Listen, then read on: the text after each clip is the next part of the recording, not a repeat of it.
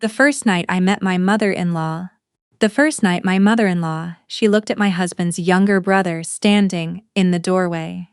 He was 22, holding a paper bag of donuts he'd brought because he wanted to make a good impression, and she said, loud enough for the whole kitchen to hear, "He doesn't need to be here for this. He won't follow it anyway." Tommy set the bag on the counter without a word and went to sit on the back porch steps alone. My husband, we'd only been together 4 months at that point, looked at the table and said nothing. The moment passed. Dinner was served. But I watched Tommy through the sliding glass door, sitting in the November cold with his jacket unzipped, and I understood something I couldn't have named then. This family had a person they'd decided didn't count, and they'd decided it so long ago that nobody even flinched when they said it out loud. I am 31 years old. My name is Callie, and I have spent 6 years keeping records of a lie my mother-in-law told about me to everyone she knew. Last month, she handed me proof that she'd been lying the whole time. She didn't mean to, but people who build their lives around a story rarely see it coming when the story turns on them. I should explain who I am before I explain what happened, because who I am is the reason any of this went the way it did. I work in medical billing for a regional hospital network, 8 years now. It is not a glamorous job. It is the job of matching what people say. They're owed against what was actually documented. People lie. In medical billing, they misremember. They stretch the truth in directions that serve them. My job is to find the record that says something different, and to follow that record wherever it goes. I am good at it because I write everything down. I started the notebook the week after that first family dinner, a small blue spiral-bound one I'd bought for grocery lists and repurposed. Date, time, what was said, who was in the room, not because I planned to use it, just because I am not built to let things dissolve into whatever version of events happens to benefit someone else. I met my husband at a hardware store in Raleigh on a Wednesday afternoon in early spring. He was in the electrical aisle, holding 2 different kinds of conduit and looking genuinely torn. I was reaching past him for something on the shelf, and he stepped back and apologized twice in about 4 seconds, which made me laugh. We talked for 20 minutes standing in that aisle. He told me he was an electrician doing independent contracting. He told me he had a younger brother he helped look after. He said both things with the same easy honesty, like neither one required a disclaimer. Tommy was 20 at the time. He has a processing difference. It takes him longer to absorb new information, and fast-moving conversations lose him quickly.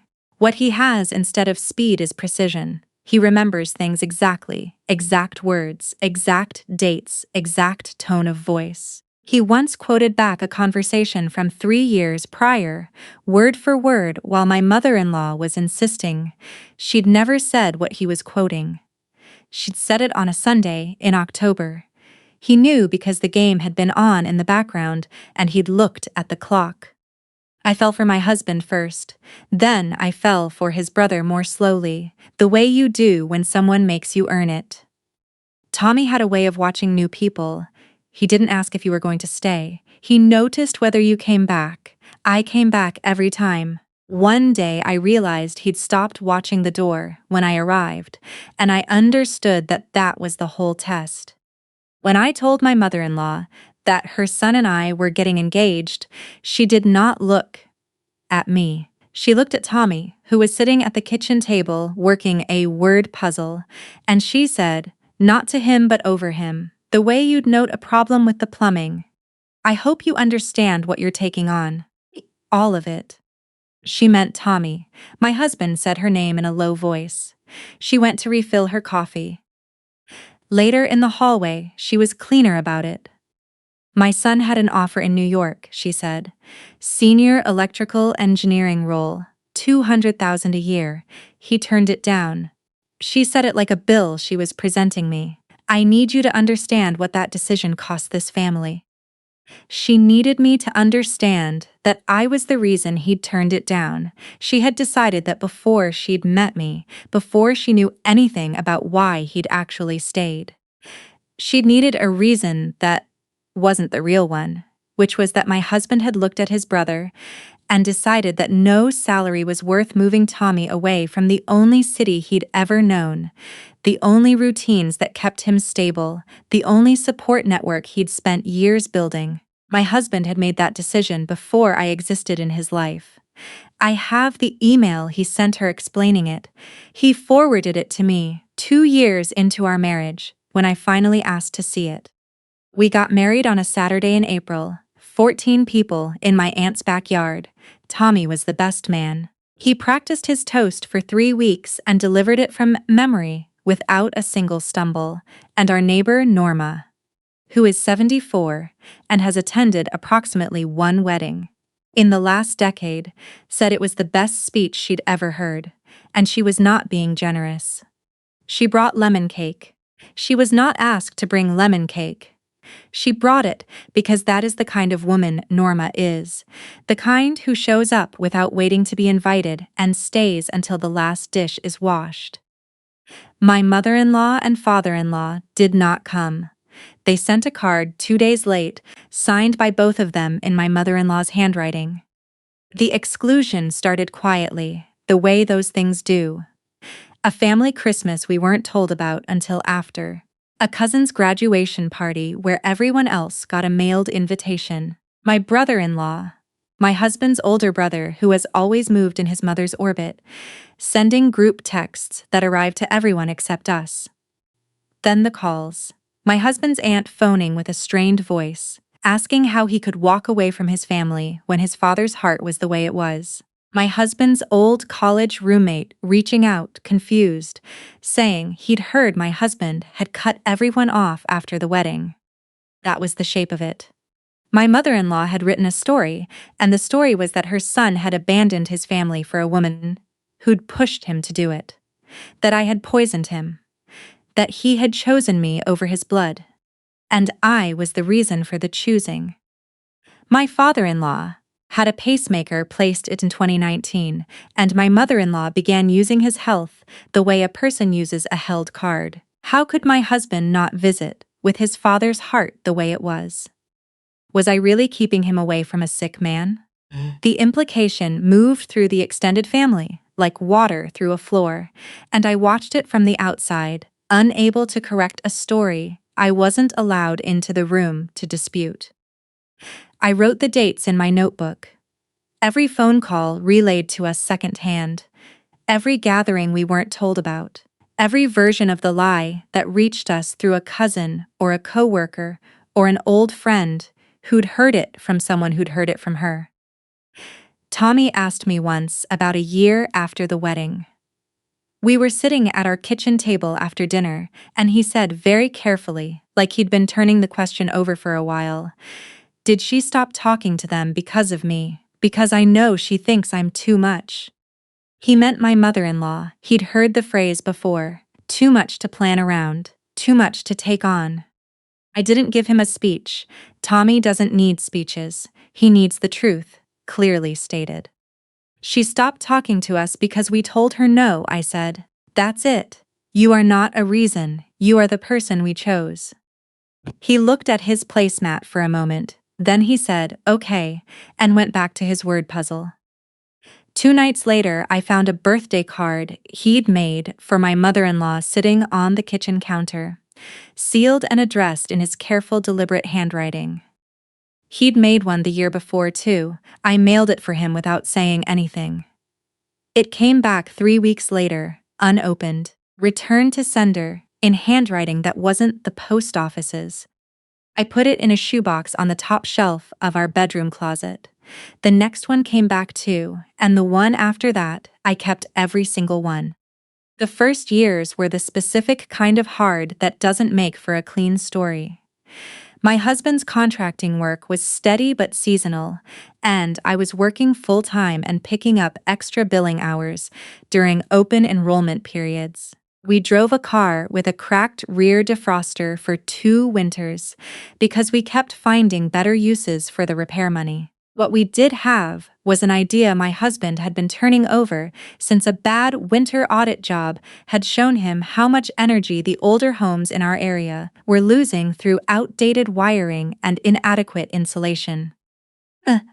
Nobody's looking at the whole picture, he told me one evening, drawing on the back of a takeout receipt. Utilities push solar panels, contractors push insulation. Nobody sits down with the homeowner and says, "Here is every dollar your house is bleeding, and here is the right order to stop it." That receipt is in a frame in our hallway now. His business partner, Pete, a guy he'd worked with for years, laughed at the idea for about a week, then called back and said he'd been thinking about it and thought they should try. They started with a spreadsheet, a borrowed energy audit tool, and a list of 12 homeowners willing to pay $300 for a full assessment. Pete's truck. My husband's knowledge of what he was actually seeing inside walls and under roof lines. My evenings inputting data and building the reporting template. Because someone had to make it readable to a homeowner who didn't know what a blower door test was. The Inflation Reduction Act changed things in 2022 in ways that took about 6 months to fully hit us. Suddenly, the assessments we were doing were a prerequisite for federal rebates homeowners could claim. Suddenly, utilities were calling. Suddenly, the thing sketched on a takeout receipt was infrastructure. The family missed all of it. Or not exactly missed.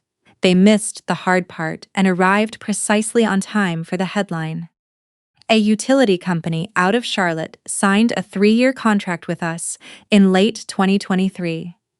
The kind of contract that changes the shape of everything. The local business journal ran a short piece. Someone sent it to my mother-in-law. I know this because our attorney, a woman named Cressida who handled our contract work and had become something like a business professor over 2 years, told me, when people who've been quiet a long time go suddenly quiet in a new way, something's shifted. She had said something else to me months before the contract, when I'd told her the full family history. She'd leaned back and looked at the ceiling for a moment. The problem with what your mother-in-law did is that it's invisible. Feeling like you've been lied about isn't proof. What you'd need is her in writing, wanting something in exchange for the lie, and people who do this always eventually want something. She picked up her pen. Wait for the ask. My brother-in-law texted first. 3 messages of warmth, childhood, things, a memory from a Thanksgiving where he and my husband had stayed up until 2 in the morning watching a game. I read them and felt the specific nausea of recognizing a script. I watched my husband's face go soft reading those messages, and I let it happen because he had been waiting for his family longer than I had. I just started writing the dates down again. My mother-in-law called 4 days after the texts. Her voice was warm in the practiced way of someone who has warmed it up deliberately. She wanted to reconnect. She'd been thinking about how much time had passed. She used the phrase "life is short" twice. She did not say she had been wrong. She did not say she was sorry. She said the distance had been hard on everyone, as though distance were something that had happened to us all equally, like weather. My husband and I talked it through at the kitchen table. Pete sat with us for part of it, because Pete is that kind of friend. We decided to open the door once. Listen, give them a room and see what they chose to do with it. Tommy went to Norma's for the evening. That part was not up for discussion. This was not a wound we were reopening in front of him. Before they arrived, I got the shoebox down from the shelf. They came on a Thursday. My mother-in-law in a good blazer, my brother-in-law half a step behind her. She was carrying a folder. I noticed the folder before I noticed anything else, the way I always notice the document in a room. The corners were soft with handling. Whatever was inside had been in there long enough to wear down the edges. This was not something assembled after the phone call. This had been ready. We sat in the living room. My husband offered coffee. My mother-in-law looked at our house, The way people look at a property they're quietly appraising, and then she set the folder on the coffee table and folded her hands on top of it. "We think it's time to heal," she said. "But healing has to be honest. It has to acknowledge what everyone sacrificed." She opened the folder and began to read. $40,000 to cover the second mortgage on the family home, described as a family asset that concerns all of us. A consulting position for my brother-in-law in our company. She used the word consulting without specifying what he would consult on, given that he works in commercial real estate and has never attended an energy audit in his life. A monthly contribution toward my father-in-law's ongoing care. And at the bottom, the item that made my hands go still on my knees, a written statement to be shared with the extended family, in which I acknowledged that I had created distance in my husband's relationship with his parents and that I was committed to repairing the harm I caused. My husband picked up the folder. He read it from the top. His eyes moved down the page and then back up to that last line. He read it a second time, and then a small, quiet smile appeared at the corner of his mouth. He set the folder down. "Finally," he said, one word, quietly. Not cruel, not triumphant, just the expression of a man who has been waiting for someone to put something in writing and has just watched it happen. My mother-in-law's face went still. She reached for the folder, reflexively, the way you reach for something you realize too late you shouldn't have put on the table. My husband didn't pull it back. He said plainly, "You've told our family for 6 years that Callie pushed me away from you. You just handed me a document asking her to sign a statement saying she did it. That's not a reconciliation offer. That's a confession." She said that was not what she meant. "You wrote it down," he said. "That's what you meant." I opened the shoebox. I didn't have a speech.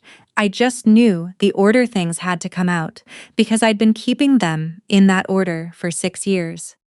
I took out the birthday cards, first, Tommy's handwriting, on every envelope. 14 cards, one for each birthday, one for each Christmas, because Tommy is a person who believes that other people's birthdays matter and that something should be done about them. Every single one stamped return to sender in my mother-in-law's looping script. I set the stack on top of the folder without saying anything. I let her look at it. Then I took out the notebook. "Every time you told someone I caused the distance," I said, "I wrote it down. Date, who told us, what you'd said. 6 years of it." I opened to a page near the middle. "December 9th, 2 years ago. You told my husband's aunt that I was keeping him away from his father during the pacemaker recovery. I have the date. I also have the texts my husband sent you that week, asking to come by, which you didn't answer." She started to say something about emotions running high, about how things had been complicated. "March of last year." I turned the page. "You told my husband's college roommate that I was the reason he turned down the New York job." I looked at her steadily. "He turned down that job in October of 2017. We didn't meet until March of 2018. That was the crack, and she heard it open. My brother-in-law pivoted the way he does when the ground shifts. Toward money. Toward need. His mother needed help. Families helped each other. We had the means now, and it wouldn't actually hurt us. And couldn't we just set the past aside? "Need," I said. "Not deserve. Need, that's the word you used." I looked at him, then at the folder. "You've spent 6 years building a story where I'm the villain, and now you're asking the villain for $40,000 and a job. Pick one story." Both of them are on that page, in the same handwriting, on the same piece of paper. The room went quiet. Then the front door opened. My father-in-law walked in on his own 2 feet, color in his face, steadier than I'd seen him in years. My mother-in-law had left him in the car, her version of the move she'd been making for 6 years, keeping him as a story about fragility while he was. As I knew from a photo my cousin had sent me 3 months prior, healthy enough to stand at Lake Norman holding up a bass with a grin on his face. His cardiologist had cleared him for light activity in 2021. Nobody had updated the family story. He looked at the cards on the coffee table. He looked at me. He looked at my mother-in-law. "I know what you told them," he said to her. "Not angry, just done. I let you. That's mine to own." He sat down in the armchair by the window, not beside her. My brother-in-law made one last attempt in a voice that had given up on winning and was just looking for a door that wasn't fully shut. Maybe could they start over? Maybe they could find a middle ground. My husband answered him. And I want to be careful describing this, because my husband is not a hard man. He kept that door unlocked for 6 years, even when I wanted to nail it shut. He spoke to his brother in the same even voice he uses to walk a skeptical homeowner through a complicated assessment. We're not starting over. Starting over means the last 6 years didn't happen and they happened. Tommy has 14 cards that came back to him to prove it. He paused. What we might eventually be able to do is start slow. But not today. Today you came here with a list. The list died on the table between us. No $40,000, no consulting role for someone with no relevant expertise beyond a sudden interest in our company's revenue. No written statement from me about damage I did not cause. Our attorney sent a letter the following week, polite, precise, and backed by a notebook full of dated entries and a folder the other side had handed us themselves. The letter did not threaten a lawsuit. It simply made clear that a continuation of the story my mother-in-law had been telling would have consequences in the community she had spent her whole life curating: the church committee she chaired, the neighborhood association, the extended family group texts where she had been narrating my husband's choices for 6 years. The letter just held the folder up to the light. A response came back within 10 days, 2 sentences agreeing to every term. It was the shortest and most honest communication I had ever received from that family. My father-in-law called on a Sunday morning 6 weeks later. He asked if he could see us. Not with my mother-in-law, just us, and Tommy if Tommy was willing, on whatever timeline made sense. He did not ask to be forgiven or let back in as though nothing had happened. He asked to start paying what he owed. Those were his exact words. We met at a diner off Route 70, a back booth away from the window. He kept his hands flat on the table the whole time. He didn't fold anything. He named what he had done the way you'd inventory damage. The calls he hadn't made, the times he'd let her tell the story because correcting it would have cost him something, the cards he'd watched come back in the mail and said nothing about. He didn't ask for credit for not participating more actively. He just listed the items, one at a time. "I know it doesn't give you the 6 years back," he said. "It doesn't," my husband told him, "but I'm not closing the door." We started meeting the first Sunday of every month, just the 3 of us, quiet. Over coffee, something either side could walk away from if it stopped being honest. Tommy met him in October, in our backyard on a Saturday afternoon on his own terms and his own schedule. He brought lemon cake because Norma had taught him that when you go somewhere important, for the first time you bring something good. Tommy came home that evening, sat down at the kitchen table with his word puzzle, and after a while said, without looking up, he said he was sorry that I got sent out to the porch. "What did you say back?" I asked. "I said I know." He turned a puzzle piece over in his fingers. "I always knew, but it's different when somebody actually says it." That's the thing about Tommy. He doesn't need you to explain the shape of something. He just needs you to say it clearly, so it exists in the official record. The shoebox is still on the shelf. I don't need to keep it closed anymore. The returned cards are framed in our hallway now, not as a monument to the years, but because Tommy asked if we could put them somewhere visible, and I said yes, because he earned that. 14 envelopes, in his own careful handwriting, proof that he kept showing up in the lives of people who had decided not to receive him. Norma came for dinner the night everything was finally settled. Lemon cake again, same recipe. She sat at our kitchen table while Tommy and my husband argued about the right way to season a cast iron pan. And I tried to read a contract amendment on my laptop and failed completely because it was too loud and too good in that kitchen. "You did right," Norma said to me quietly under the noise. Not as a compliment, just as a fact, stated plainly by someone who doesn't waste words on things she doesn't mean. People ask sometimes whether the money changed everything. It didn't change what had happened. It just meant my mother-in-law finally said, out loud, what had always been underneath it. The folder hadn't been assembled after the phone call. It had been sitting in that worn folder for a long time, waiting for the moment when the ask felt worth making. What changed was only that we'd finally become worth asking. What fixed things was smaller than that, and harder to put on a business card. It was a man who forwarded me an email from 2017, so I'd never have to take his word for who he was. It was a woman who brought lemon cake to a wedding she wasn't invited to and stayed until the lights went off. It was a person with the best memory in any room we've ever been in, who sat on a back porch in the November cold, and still came inside afterward and kept making cards for the people who'd put him there.